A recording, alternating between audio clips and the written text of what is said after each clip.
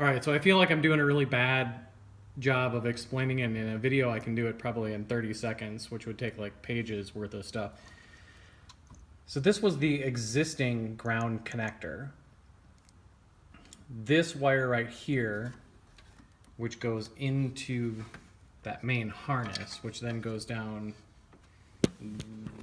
there, and you can see it coming out right here.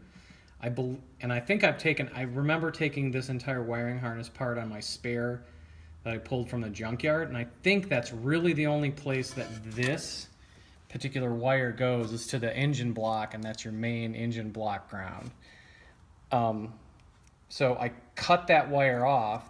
So yes, I did lose about a 1/2 inch by cutting that wire off. Mine was still in really good shape. It's still really coppery. There's no corrosion on this part of the wire. So let me set that aside.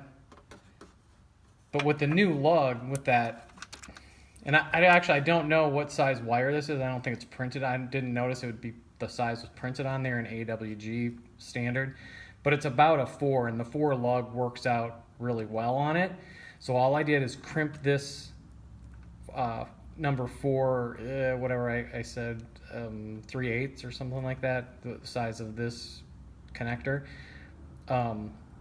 So all I did was crimp that lug on there and attach it to there, and I created this chassis to ground out of 8. The Toyota one was a lot thinner, so I don't remember, gosh, it would seem like it's almost like a 10 or something, or maybe even like a 12 or 14. It's really quite small. So I actually just had this 8 left over because I ran the same size. This was the ground that runs over to my little fuse box up in front that I wrote about and put a video out before.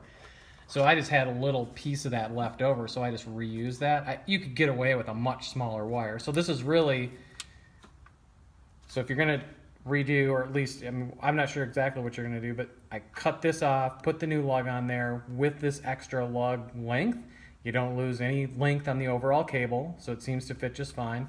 I recreated this one. Instead of crimping it into the engine ground, I just lugged it, so that way I can replace this guy. And actually I did wheeling one time in Moab, I did smash this wire and actually cut it off, I think, because we almost rolled the truck one time. It was on a different truck, but so my experience is just like, if you can make the electrical stuff more modular, and then I can just carry a spare of something like this, right, or just some lugs and some wire, and then I could recreate it if I really had to.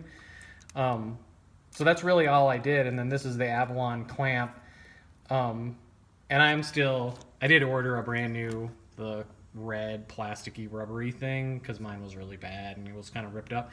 So I have a red cover coming for that, and I was looking for the same style of cover for this one but in black. I'm gonna go look at the Avalon parts and see if they have them. Otherwise, maybe I'll get another red one and try some Forever Black on it and see if that will, so then I would have matching covers as well. Although I know this one, I'm not sure it even came with the ground comes with it. Just kind of fancy to have one. Anyways, that's what I did.